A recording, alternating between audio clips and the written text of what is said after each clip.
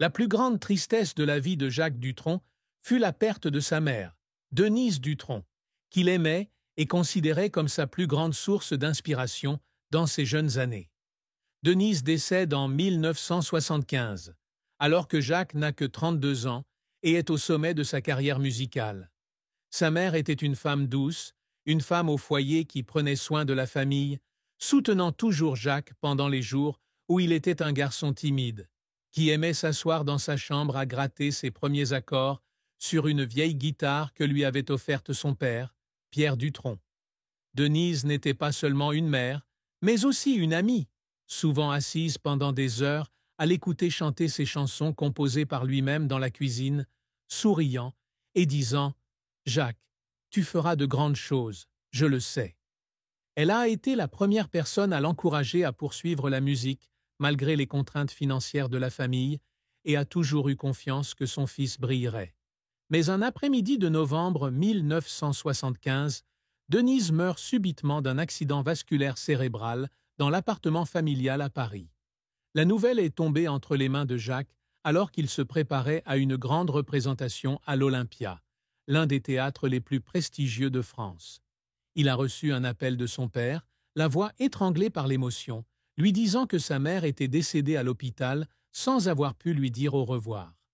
Jacques annula immédiatement le spectacle et courut chez lui pour découvrir sa mère allongée immobile dans le cercueil, son doux visage sans vie.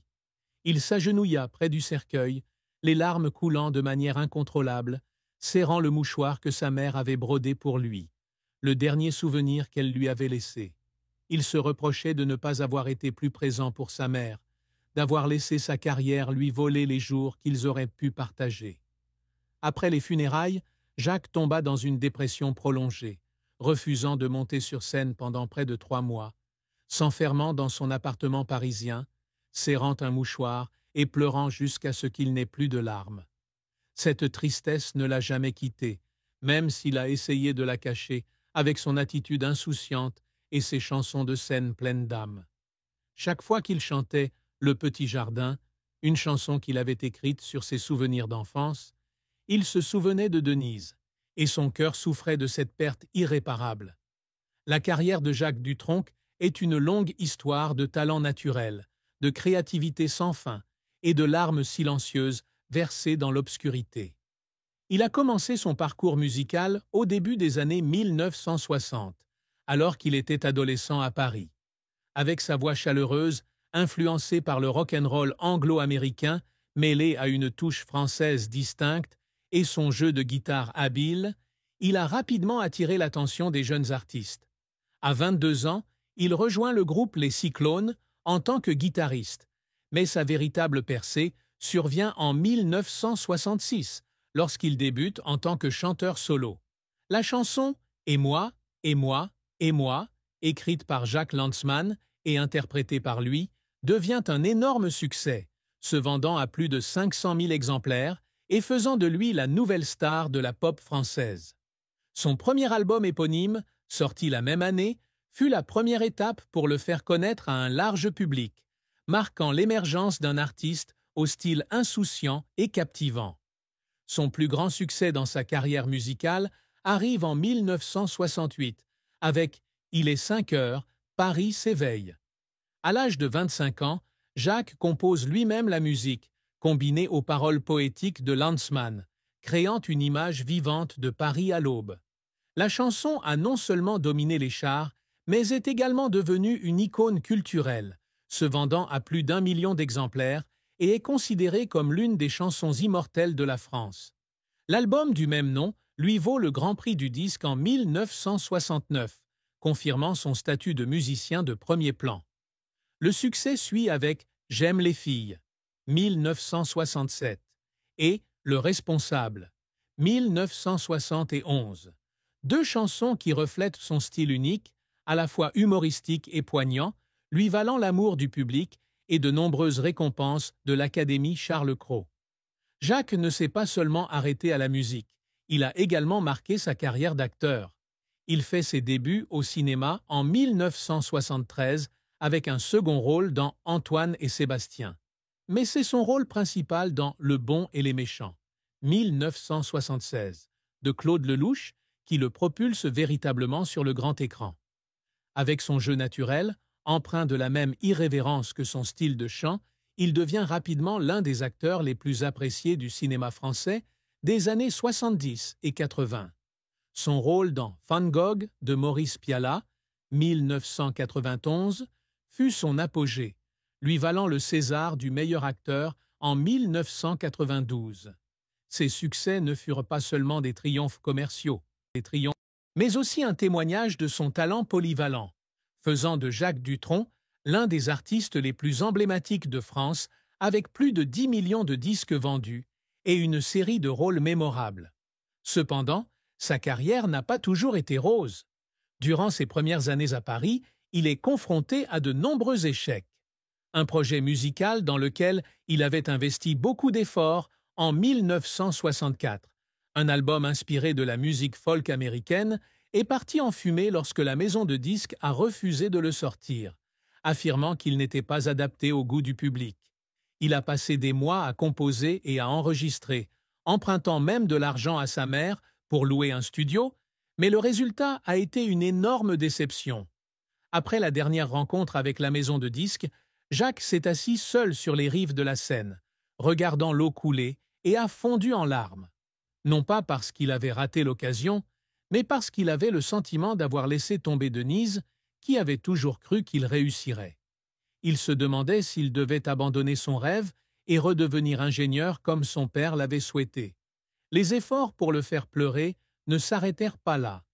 En 1998, à l'âge de 55 ans, Jacques décide de se lancer dans la réalisation d'un court-métrage sur son enfance, inspiré de ses journées passées chez sa mère à Paris. Il a passé des mois à écrire le scénario, à choisir les acteurs et à filmer le film, espérant que ce serait un hommage à Denise.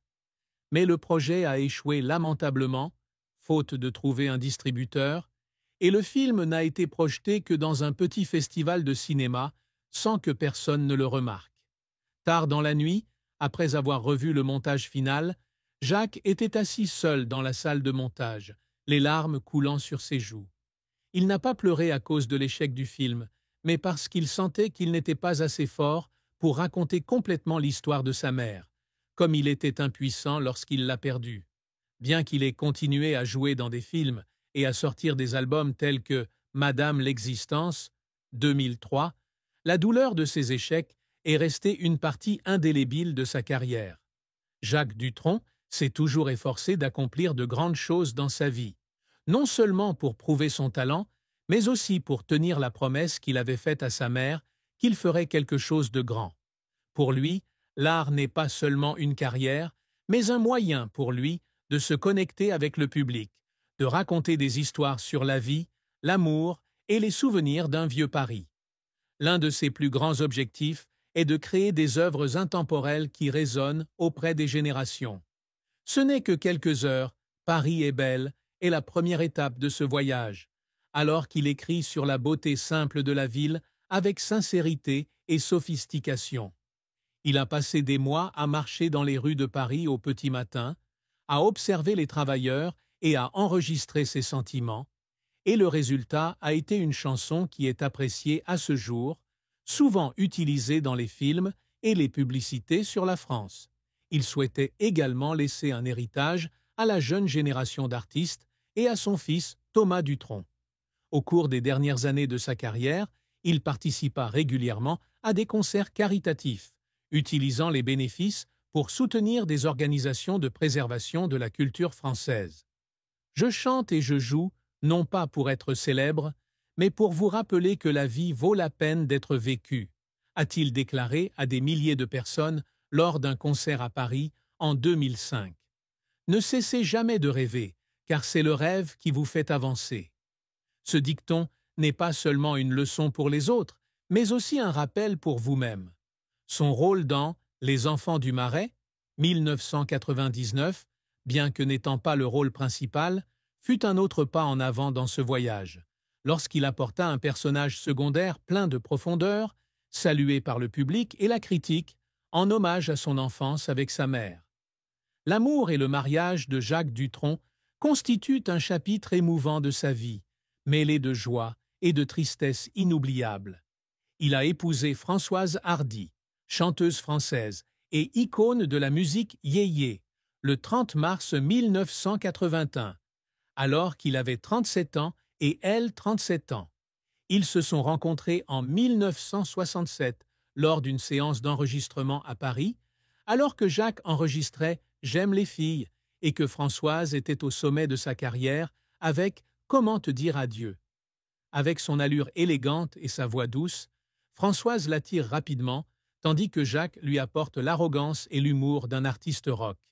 Ils ont commencé à se fréquenter peu de temps après, et bien qu'ils ne vivaient pas ensemble régulièrement, ils se sont mariés lors d'une simple cérémonie à Monticello, en Corse, où ils ont eu un fils ensemble, Thomas, en 1973, avant de devenir mari et femme.